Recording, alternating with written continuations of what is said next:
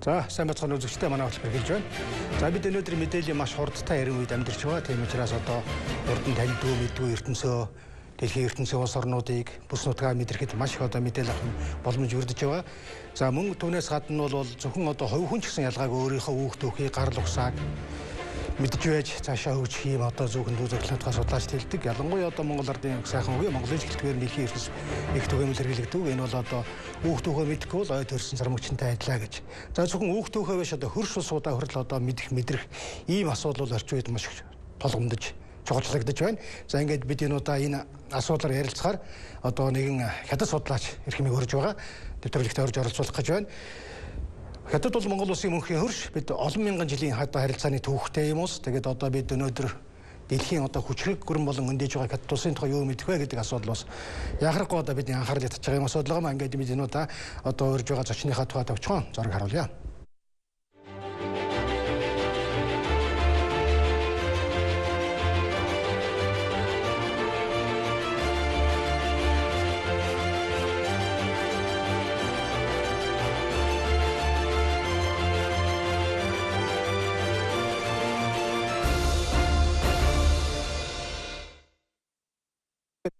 Зээгот энэ өдрийн мэндийг хүргэе. За та бүхний өдрийн амар агуулan айлтгая. За жимзээгонтой бас хоёрхан жижигхэн тайлбар хэлье. Хятад судлаач, хятад хэлний орчуулагч мэрэгжилтэй ийм хүн байгаа. За одоо ингээд Монгол Улсын их сургуулийн дэр гэж байдаг Күнзийн институт гэж байдаг энэ институтын Монголын талын захирал, хэлвэчгийн ухааны доктор, за Монгол Улсын соёлын гавь сэтгэлтэн ийм хүн багмаа. Хятадаас одоо олон сонгоод зохиолын зарим нөхөдөг орчуулсан, хятадын талаар судалгааны өгүүл бичсэн ийм хүн байдаг. Ингээд тантай ярилцах гэж одоо баяртай байна.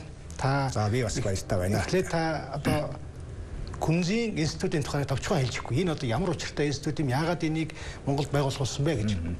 Одоо ер нь дэлхийн дахинд бол Күнзийг их хүчтэй одоо сонирхдаг, судалдаг болсон л да.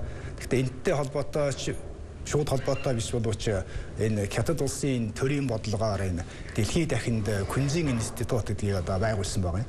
Одоогоор яг өнөөдрийн тав баримтаар бол дэлхийн 140 оронд 510 юм одоо Күнзийн институт байна.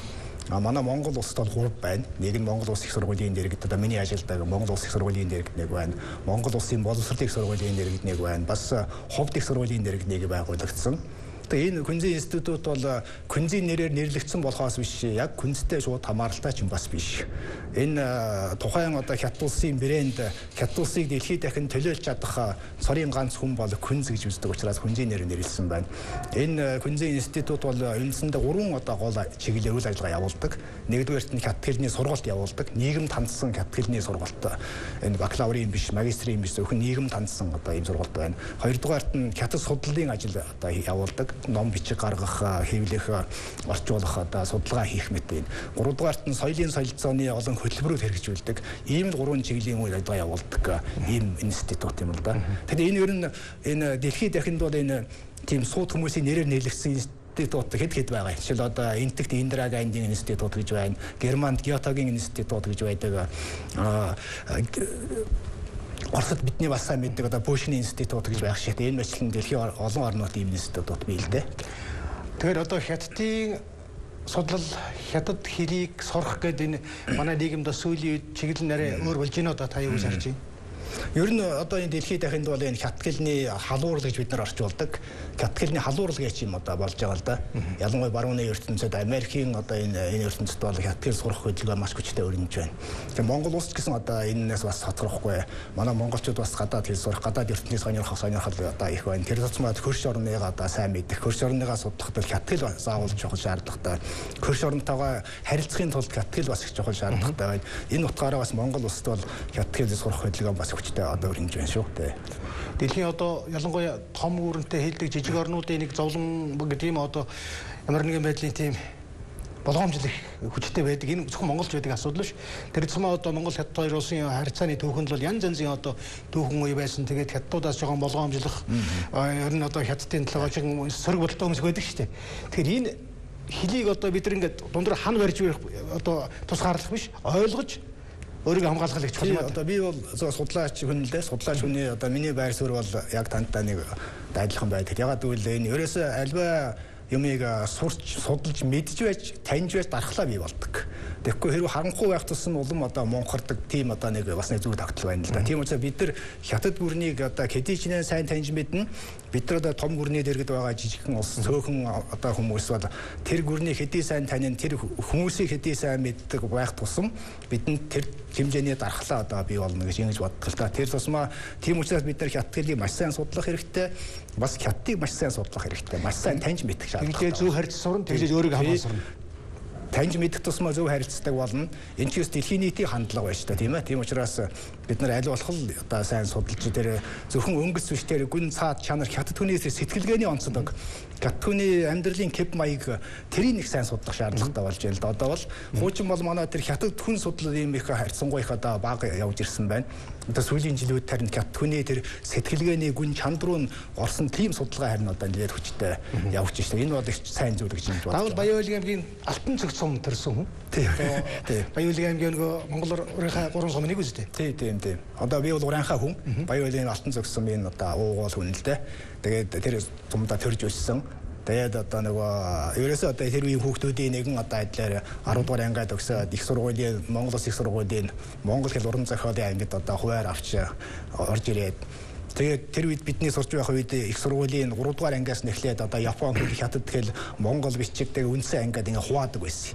Тэгээд би ерөөсөө багш нарынхаа одоо юу гарал заавраар юм уу багш нарынхаа эснээр л ингээд хятад хэлний ангид ороод хятад хэл сураад явсан. Одоо тэгэл амьдралаа бол хятад хэлтэй олон жил холболоо шүү. Олон жил холбосон. Одоо бол 20 гаруй жил. Хятад хэлийг яаж авсан бэ? За их сургуулийн Монгол хэлний анги оюутан бол сурахт бас тийм амар. Тийм бид нар 3 дугаар ангиас ерөөсө 3 жил одоо хятад хэл үзсэн хүмүүс шүү дээ. Тэгээ яг би хятад хэлний одоо ангийн 3 жил үзэж төгссөний дараа Монголын радиод одоо мэдээлэл радио телевизийн улсын хороож том байгууллага байсан. Тэр үед одоо бүгд нэгд ор байсан шүү дээ.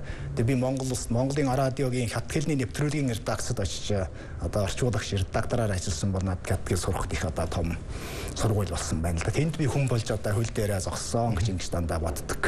Хятад одоо үсгийн хаан зул бол одоо маш олон мянган айлгил гэдгийг та ер нь хэдэн ханз мэдэх вэ? Одоо тийм судалгаанууд байдаг. Ер нь их сонин судалгаа биш дээ.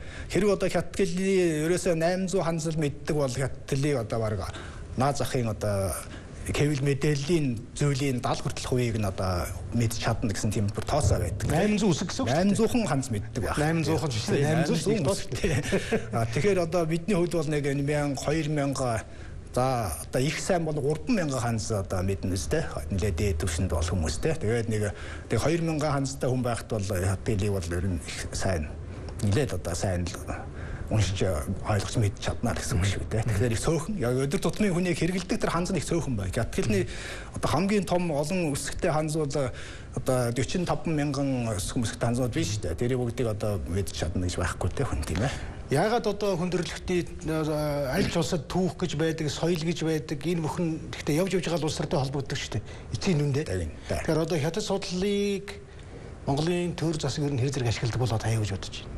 Миний бодлоор тийм их сайн ашиглаж чаддаггүй. Ер нь хятад судлаачдын хүчийг их муу ашиглаж байгаа шүү дээ одоо бол. Тэр ашигламаар юм шиг байгаа юм те. Тэгээ тэр тусмаа энэ одоо манад нэг судалгааны байгууллагууд байна хятад судлаараа мэрэгч хийдэг одоо олон улсын харилцааны хүрээлэн ч юм уу түүхийн хүрээлэн ч гэдэг юм уу те. Хэл зохиолын хүрээлэн за тэгээ их сургуулиудын дэргэд одоо судалгааны нэг газрууд байна л да.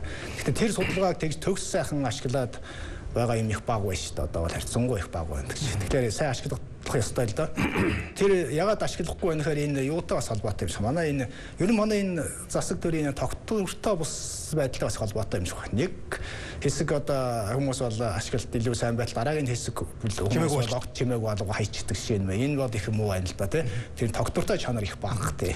Ягаад би энэ асуудлыг тавьсан гэхээр одоо хэвлэл мэдээлэл хэрэгслээр барууны хэвлэл мэдээлэл бол нэг орны эдийн засаг олон улсын харилцаа эдийн засгийнхаараа заавал судлаачдын үеийг илүү яриулаад байгаа юм л да. Манай болохоор нөгөө сонгуулиараас улс төрчд мал яриад байдаг.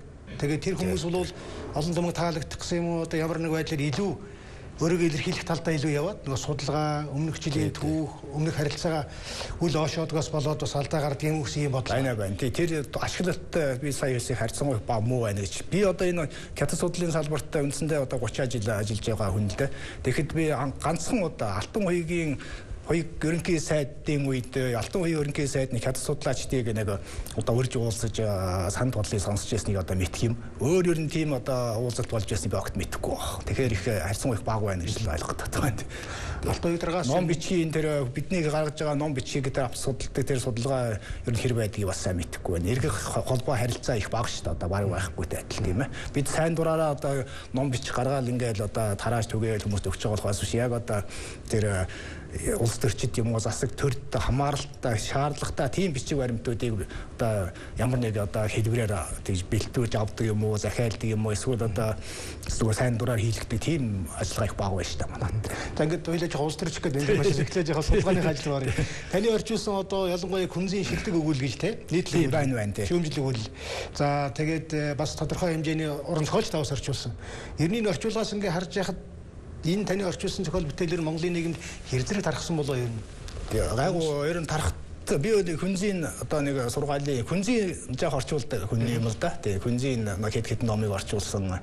Ер нь хүнзийн алдарт 4 ном гэж байдаг одоо. Тэр 4 номын 3-ыг би орчуулсан. Одоо нэг нь одоо би орчуулж байна. Үл күнзийн шам Мингзийн сургаал гэдэг номыг одоо орчуулж байна. Энэ 17 18 онд би хэвлж гаргах гэсэн нэг бодол байна л да. Ингэм бол энэ 4 ном дөрвөлөө одоо Монголд одоо бий болох шахта. Тэр ер нь манад энэ одоо сүүлийн жилүүд хангалттай ер нь манай монголчууд бол эртний уламжилтай күнз гэдэг нэрийг бол аль дээр үеэс одоо нааш мэддэг одоо. Тэгсэн боловч яг күнзийн сургаал номлол нь юу юм бэ гэдгийг харьцангуй бага одоо мэдчихсэн байна л да тийм. Одоо сүүлийн жилүүд тар мэддэг болсон. Одоо энэ ном бидний хийж байгаа энэ ажлыг сонирхдаг мэддэг хүмүүс маш олон болж байна. Энэ ажлыг судалдаг хүмүүс шинээр гарч ирж байна. Энэ күнзийн одоо энэ ёс суртахууны сургаалын сэдвээр одоо эзэмшлэгийн ажил хийдэг одоо хүмүүс одоо бий болж эхэлж байна. Энэ бол их сайн зүйл. Тэгэхээр ямар нэг хэмжээгээр одоо хэлж эхэлж байна л гэж ингэж байна. Тэгэхээр одоо 570 күнзийн институт байна гэж байна шүү дээ. 510 байна тий. 510. За энэний нэгнийх нь захирлын ер нь күнз гэж хэм бай та хамгийн давчир хэлбэл. Тэгээ күнз гэдэг бол одоо эртний хятадын их сэтгэгч шүү дээ тийм ээ. Одоо эртний одоо энэ ЮНЕСКО-гоос одоо тогтоосон дэлхийн суут 10 их сэтгэгчийн нэг бол одоо күнз гэж ингэж үздэг тий. Одоо бүр манай тооллын энэ нийтийн он тооллын өмнөх одоо 551 онд төрсэн. Одоо 2500 жилийн тэртээс одоо уламжилж ирсэн юм сургаал л да. Тэгэхээр энэ сургаал өнөөдөр ягаад их амь бөхтэй ингээд яваад байна? Ягаад энэ өрн дахинд дорн дахинд энэ сургаалын хүчтэй судлаад байна гэхээр күнзийн сургаал бол шашин биш ёс суртахууны сургаал болж одоо хэлбэрчсэн байна тийм ээ. Тэгэхээр энэ күнз бол ерөөсөө дандаа ёс суртахууныг номлосон. Хүний сайн ёс суртахуун, сайн засаглал, сайн эзэн хаан, сайн түшмэл, сайн сайд, сайн албатын тухай номлосон учраас энэ цаг үед бол энэ энэ хүмүүсийн ёс суртахуун одоо их муудсан энэ үед бол күнзийн сургаал маш ач холбогдолтой болж хөрсөн байна. Тэр талаас нэг хүчтэй судалж байна. Зөвхөн ёс суртахууны талаас нь маш хүчтэй судалж байгаа юм л та тийм ээ. Ёс суртахуун. Тэгээ ёс суртахуун. Хоёрдугаарт нь энэ өнөөдрийн хятад хүний одоо энэ амьдралын хэв маяг. Өнөөдрийн хятад хүний ертөнцийг үзэх үзэл, өнөөдрийн хятад хүний ертөнцийг таньсан танилт. Энэ бол бүгд күнзийн сургаал дээр суурилсан одоо юм байна. Тийм учраас хятад хүнийг судлая, хятад хүнийг таньж мэдье гэх юм бол заавал хүнзийг судлах шаардлага бас үүссэн би болсон байна. Монголд одоо яг таны зэндаанд одоо ажилладаг, орчуулдаг бас хятад судлаач, орчуулагч бас сонгүй бий. Байна олон байна тий. Ер нь манайд одоо хятадыг сурсан хүн бол их олон байна шүү дээ тийм ээ. Хятадыг сурч байгаа хүмүүс олон байна, сурсан хүн олон байна, уламжлал байна бас. Тэгсэн боловч бас энэ орчуулга гэдэг зүйл бол бас энэ цаг үеийн ирэхээр одоо тодорч гардаг цөөнөх хэсэг нь одоо тодорч үлддэг шалгуураар бий болдог юм зүйл байна. Тэгвэл би одоо ягаад энийг асууж байгаа тэгэхээр Болдбаатар байна шүү дээ. Бол орчуулагч Болдбаатар судлаач бас ялгаагүй. Мохоо хятад хүнийг орчуулсан. Тааж бас хэсгээс нь орчуулж байсан. Тэгээд Монголын хятадыг бичсэн тэр Бааян одоо буян гэдэг Тайваны одоо бичгийн хүн болвол күнзийн сургаалж жоох шүүмжлэлтэй ханддаг шүү дээ. Энэ бол их одоо үжигэрсэн, хуучирсан тийм ээ нэг хэвэнд барьсан гэж. Та энийг юу гэж боддог вэ? Тийм манай Болдбаатар тэр номыг хайхан 2-3 жилийн өмнө орчуулж гаргасан л да. Тэрнээс бүр өмнө 88 9 оны үед би бас орчуулж одоо гаргаж ирсэн юм манай хэвлэлээр. Тэгээд би Болдбаатар багш ягаад тэр буян гэж нэрдээд байгаа би сайн мэдэхгүй. Тэр хүн Монголд ямар хамаарал. Бааян гэж Бааян гэдэг нэртэй хүн л дээ тий. Тэгээ тэр ном хятад ер нь их одоо 86 87 оны үед хятад анх гараад хэвлэгдээд маш их одоо үнэлэх газар маш их одоо шуугандэгдээс ном штэ. Хятадын нийгэм маш хүчтэй их сайн эерэг хүлээж авсан тэр номыг тэр зохиогчийг бол номын зохиогчийг маш олон одоо хятад үрж авчирсан төрсөн хуучин нутгаар нь явуулсан одоо ийм төвхтэй юм л да. Тэгэд энэ ном маш чухал ном тий. Тэгээ яг энэ ташрамж хэлэхэд манай одоо миний сайн анд байсан одоо Батмонг гэж их сайн одоо сэтгүүлч байсан одоо бурхан болсон те зураг дарах залуугаараа бурхан болсон. Тэр муухай монгол хүнийг одоо бичсэн юм шүү дээ. Муухай монгол хүн гэдэг номыг те. Тэгээ би тэр муухай хят хүнийг орчуулад одоо чи энэ номыг үзээ энд гэдэг би өөрөө санаа сэтэл өгсөн гэсэн үг л дээ те. Тэгээд их тогийн хугацаанд гоё ном. За номын төгөлт юм аа зүгээр яг зүгээр тэр 50-ны зохиолчийн одоо бичсэн дээр бол хүнзийн сургаалыг нэг жаахан шүүмжлэлтэй хандгийг л та юу гэж үзэж байна. Тий. Одоо хүнзийн сургаалыг бол ер нь хятад бол бүх хүн одоо сайнаар үзнэ гэж байхгүй шүү дээ. Зарим хэсэг нь шүүмжлэн, зарим хэсэг нь дэмжин тий. Ерөнхий нийтлэг одоо энийг бол ерөөсө хүнзийн сургаалаас ангид байхын аргагүй түүний хувьд бол ийм учиртай юм л да. Тэгэхээр хүнзийн сургаал гэдэг чинь одоогоос 2500 жилийн өмнөөс одоо уламжилт ирсэн зүйл бүх юм сайн гэж хэлж бас болохгүй тийм ээ. Муу юм зөндөө байдаг тийм. Тэгээ муу талын хятад шүүмжилдэг. Одоо жишээлбэл хүнзийн сургаалын одоо хамгийн тэр одоо баян зохиогчийн одоо шүүмжилж байгаа зүйл бол жишээлбэл хүнзийн сургаалын нэг муу тал бол одоо өөрөөр шавийн эрдэм багшаас давж болохгүй гэж тийм ээ. Хэрвээ одоо шавийн эрдэм багшаас давах юм бол багшийн эрдэм болж одоо цааш уламжлах ёстой гэж.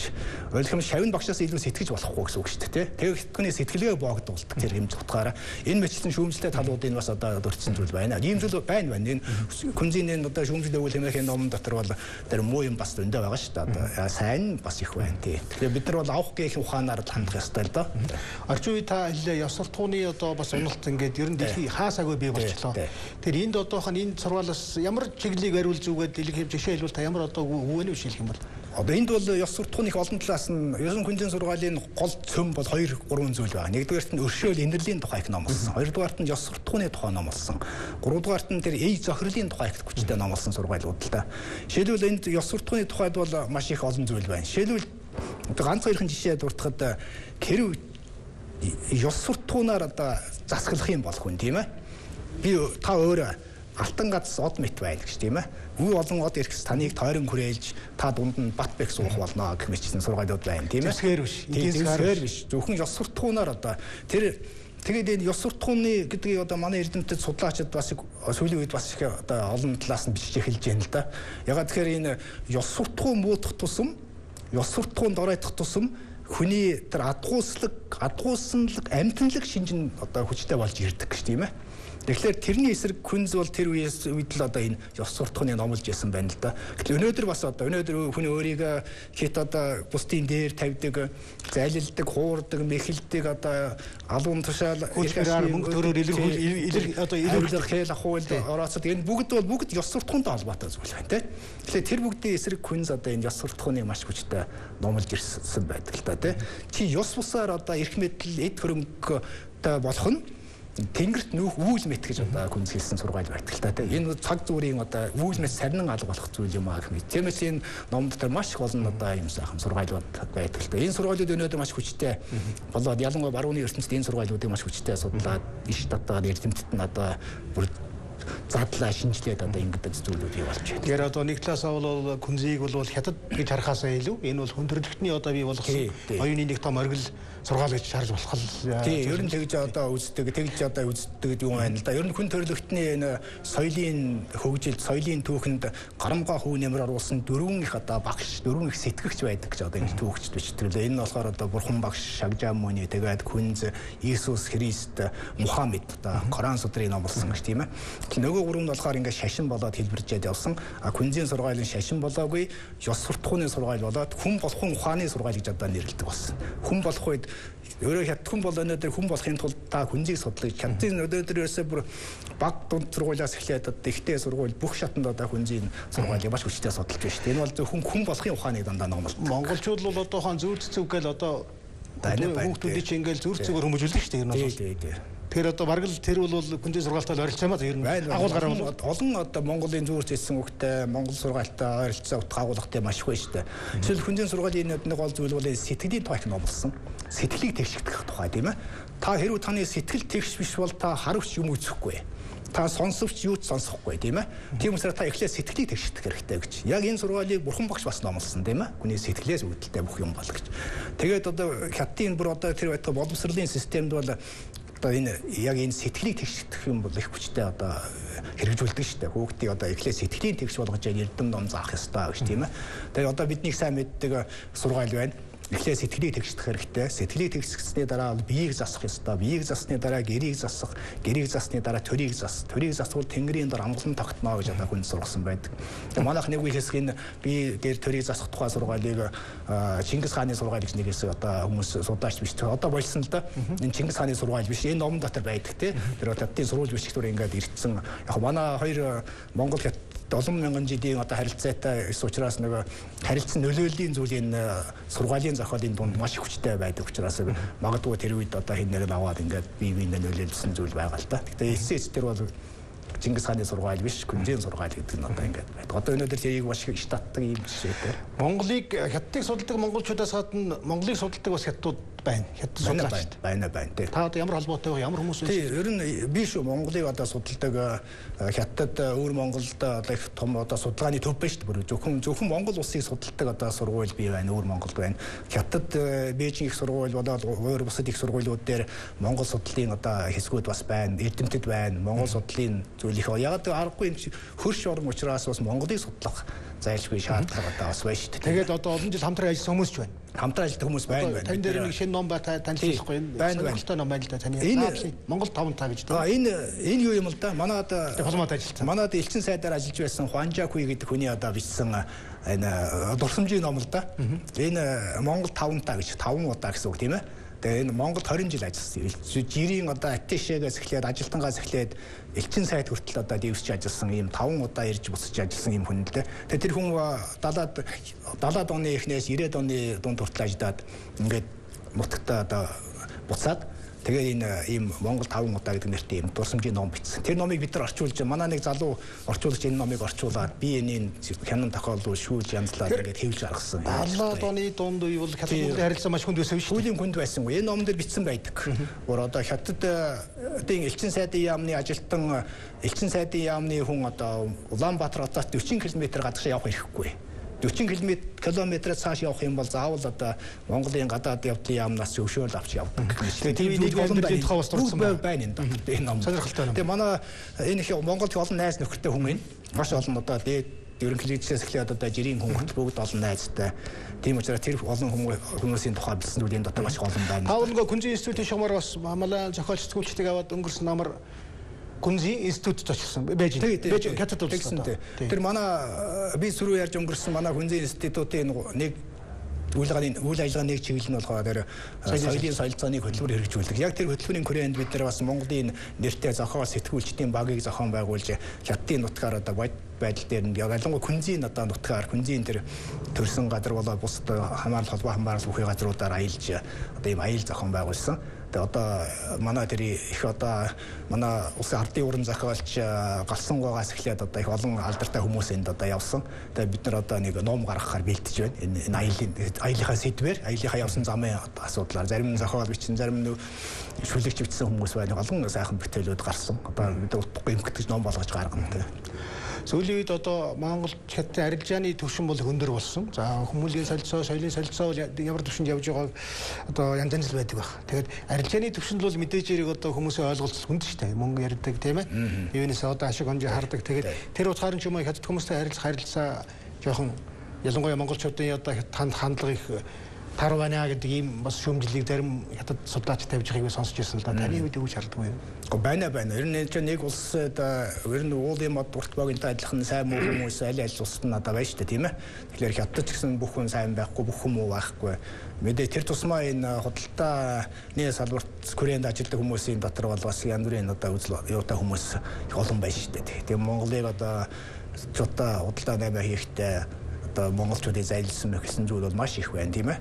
Манай монголчуудаас ч бас хятадын одоо янз бүрийн зайлсан мэхэлсэн зүйл маш их байдаг. Тэгэхээр энэ бол ер нь энэ судлаач хүмүүсүүд бол ийм зүйлийг хэвийн зүйл гэж үздэг. Хоёр улсын хоорондын харилцаанд ямар нэгэн одоо ялангуяа энэ иргэд хүмүүсийн харилцаанд янз бүрийн асуудал барч явал тэр харилцаа хөгжиж байна гэж нэг талаа өнцгөөс нь үзвэл тийм огт харилцахгүй ямар ч асуудал үүсэхгүй. Ямар нэгэн их баг ямар нэг асуудал үүсчээвэл тэр хүмүүс хоорондын харилцаа бас хөгжиж байна гэсэн үг. Тэгвэл ингээ нийтлэг утгаар үзүүлэх юм бол нийтлэгээр үзэх юм бол дандаа эрг сайн талаараа л явж байгаа л та тий. Нэг хэсэг бол монголчууд хятадаас эдийн засгийн хавьд хамааралтай буус яг Орос хятадтай тэнцвэртэй харилцдаг юм уу байсан. За яг тэр бол өнгөрсөн зууны одоо 2 дугаар хагас үе. За дараа нь бид зах зээл дээр бас харилцааны төвшин баланс жоо өөр болсон.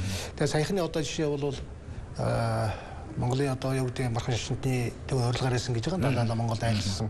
За энэ ажилттай холбоотой хятадын одоо төр засгийн газартай харилцах Монголын засгийн газрын харилцаа хүнд байдал орлоо гэдэг ийм санаа их явлаа. Тэгээ одоо бид нар бол оюун санааны хараат болж гин үү? Нэг хүнээс асууж одоо өөрийнхөө оронд бурхны шашны тэргүүнийг өрөх үү? Эсвэл яах вэ гэдэг ийм асуултын тэмдэг байна л да. Тэр нэг ийм л да.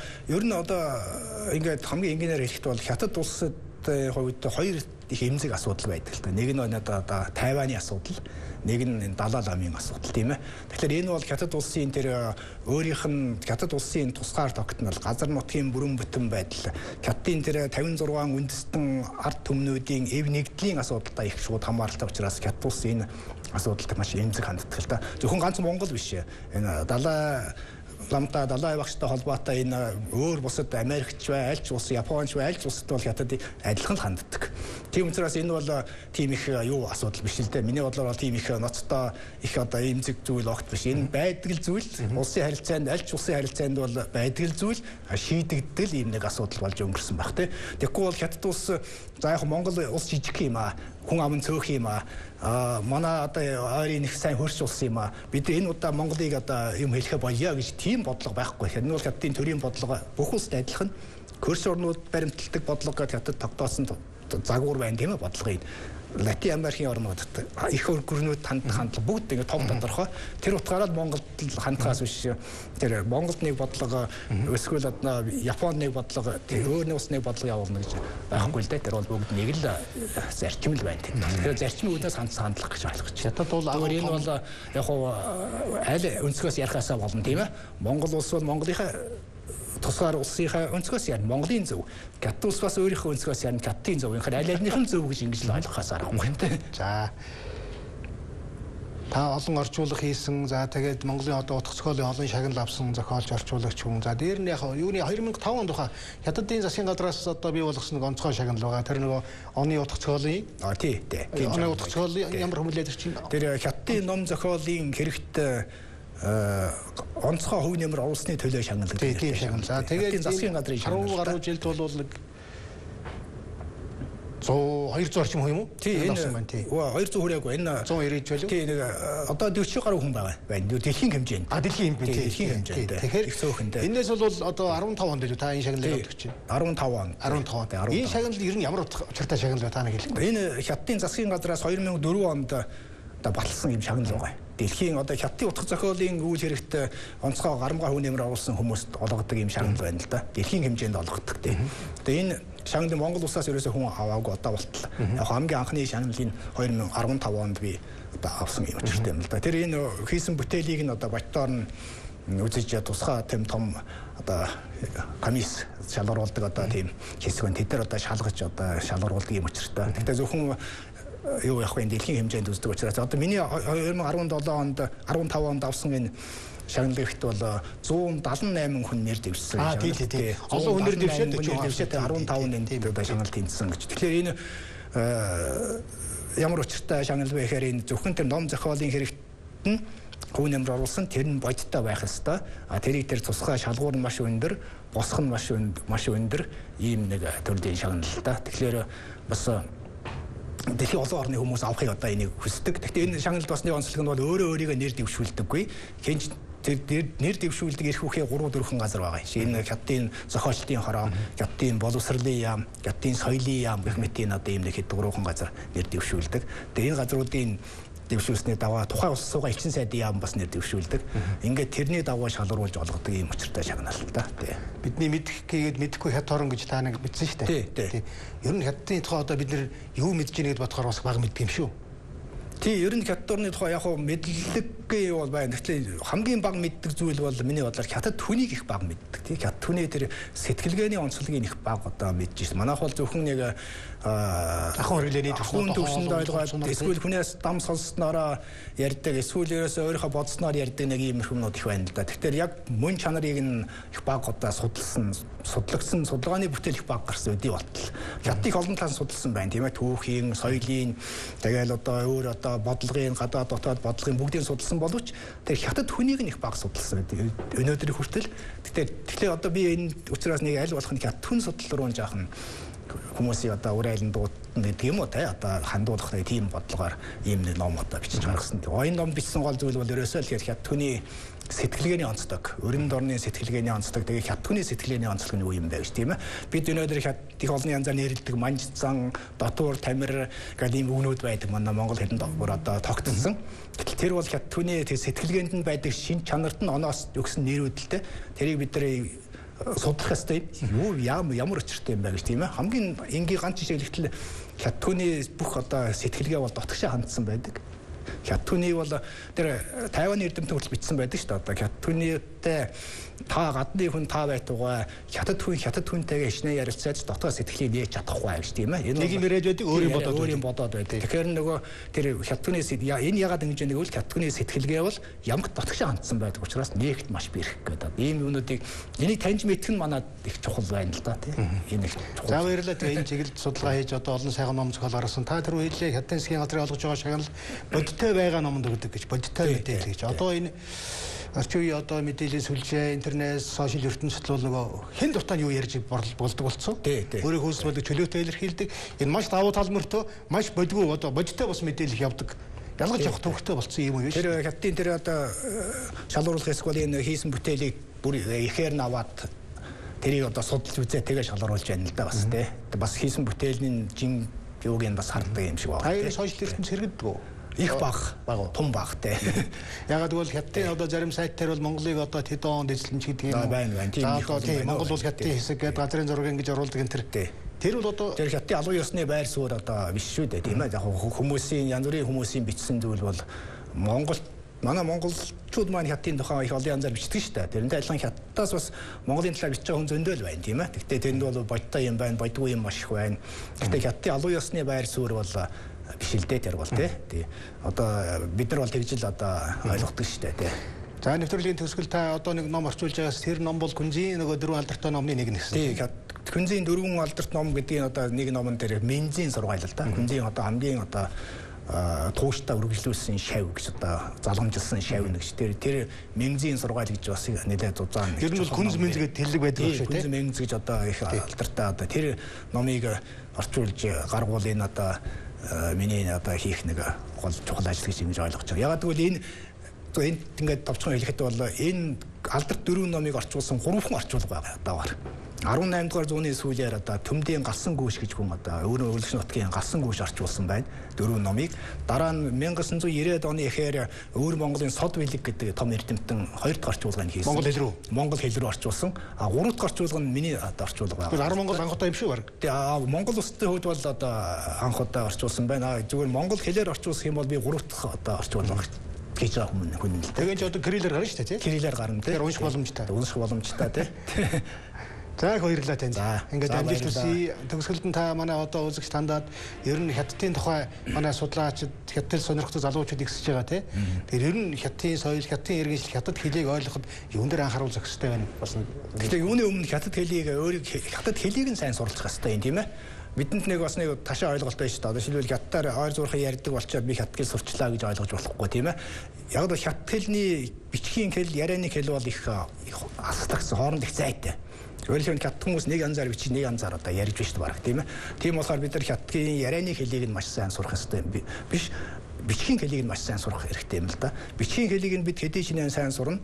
Бид төдий чинээ гадаасаа ярьдаг болно. Хоёрдугаарт нь бид бичгийн хэлийг нь хэдий чинээ сайн сурч байж гадны тэр соёл руу үгэн нэвтэрч чадна тийм ээ. Сайн таньж чаддаг болох учраас бид бол Монгол хятадыг сурч байгаа залуучуудад бол хятадын бичгийн хэлийг их сайн чамдан суралцаач гэж одоо хэлэх байна да. За баярлалаа танд амжилт хүсье. За баярлалаа. За баярлалаа үзэгч та бүхэнд баярлалаа.